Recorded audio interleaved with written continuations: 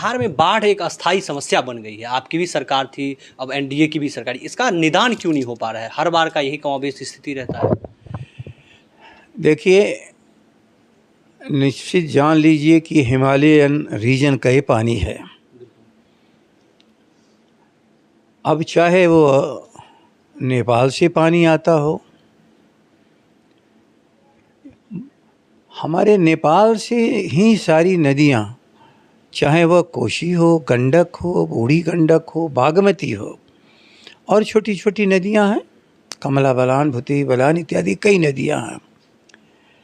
अब इनका उद्गम स्थान सभी नेपाल में है। सबसे भयानक त्रासदी कोशी के लोग झेलते हैं। तो कोशी के तटबंध अब इस लायक नहीं हैं कि वो बाढ़ से बचाव कर सके, फिर भी काफ़ी राहत मिलती है उससे छोटे छोटे जब प्रवाह नदी में होता है तो, लेकिन बड़े प्रवाह में परेशानी बढ़ती जाती है। तो कोशी के हाई डैम पर काफ़ी बात आगे बढ़ गई थी जब हम लोग की सरकार थी, लेकिन उसे इन लोगों ने ठंडे बस्ते में डाल दिया। चाहे भारत सरकार बता सकती है, आज की राज्य सरकार बता सकती है कि जिस संभावना प्रतिवेदन को तैयार कर और दोनों राष्ट्रों में जो कठिनाइयाँ थी उसे बिहार ने दूर कराया था। जो नेपाल की शर्तें थी हमने माना था और हमारी शर्तों को उन्होंने स्वीकार किया था, और संभावना प्रतिवेदन तैयार करने के लिए कमेटी भी बनी और आगे भी बात बढ़ी, दफ्तर भी खुल गए थे। लेकिन अब ये बता सकते हैं कि 16 सालों में इन्होंने इस काम को क्यों रोक के रखा है, क्यों नहीं बात आगे बढ़ रही है? बात तो बहुत आगे जा चुकी थी और लगता था कि संभावना प्रतिवेदन के बाद इसका डीपीआर भी हमारा बनेगा और डीपीआर के बाद आगे काम होंगे।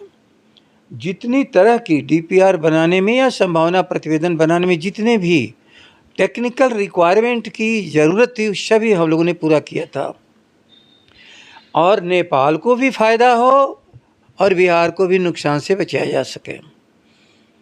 क्योंकि बहुत वर्षों से, बहुत अरसे से नेपाल के लोगों के दिमाग में था कि भारत और नेपाल के इस पानी के संबंधों में भारत को तो फ़ायदा होता है लेकिन नेपाल को घाटा होता है। हम लोगों ने इस सारे भ्रम को मिटाया था और यह बात बताया था कि नेपाल के मित्रों, ये पानी आपकी दौलत है। जिस तरह आपके फॉसिल्स आयस पेट्रोल डीजल से आज अरब के रेगिस्तानी मुल्क इस दुनिया में धनाढ्य हो गए हैं, यदि आपने इस पानी को कायदे से संजोया तो अपार बिजली बनेगी जो आपके भी काम में आएगा। भारत तो बाजार बनेगा ही उसका, और हम बाढ़ से हमारा बचाव होगा, बाढ़ से बचाव का फ़ायदा हमारा, और पनबिजली से, बिक्री से, व्यापार से उनका फ़ायदा। नेविगेशन के लिए हम लोगों ने सहमति जताई थी कि आप चाहो तो गंडक और कोशी और गंगा के माध्यम से आप दुनिया के जो बंदरगाह हैं हमारे हल्दिया के और कलकत्ता के, आप जुड़ सकते हो। ये उनकी पुरानी शर्त थी जो भारत सरकार नहीं मानती थी, हमने मनवाया था। भारत सरकार का ये कथन था कि सिक्योरिटी प्रॉब्लम है, तो हमने उनको समझाया कि जब ड्राई पोर्ट आप दिए हो और सड़कों से आवागमन आपने अनुमति दे रखी है, तो पानी से यदि इनकी यात्रा होगी तो इसमें खतरा कहाँ है? वो तो और आसान है कि हम जो तय टर्मिनल है उसे इधर उधर नहीं जाने देंगे, तो बल्कि सिक्योरिटी प्रॉब्लम का एक सोल्यूशंस होगा।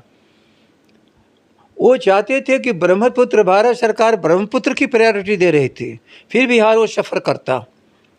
ब्रह्मपुत्र का मतलब है वह रास्ता पानी का, हम लैंड लॉक्ड स्टेट हैं।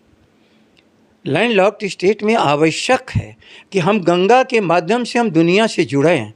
ये आज की सरकार भी नहीं समझ पा रही है कि बिहार का, जब पुराने ज़माने में, डच के ज़माने में अंग्रेज़ों ने भी अपना व्यापार गंगा के माध्यम से दुनिया से किया, फिर आज हम क्यों दुनिया से अलग हट करके लैंड लॉक्ड स्टेट बन गए?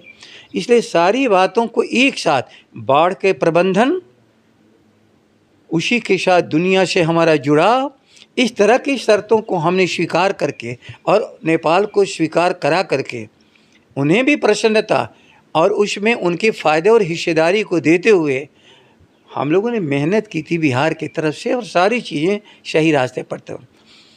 कल भी समस्या थी, आज भी समस्या है कि हम हाई डैम बनावें। हाई डैम का जो रास्ता है जहां हम ले गए थे, वो बिहार सरकार उसको रोक दिया। ये मैं नहीं कह सकता हूं कि आज वो चाहेंगे तो ये बना लेंगे, लेकिन इस बात को आगे बढ़ाना चाहिए।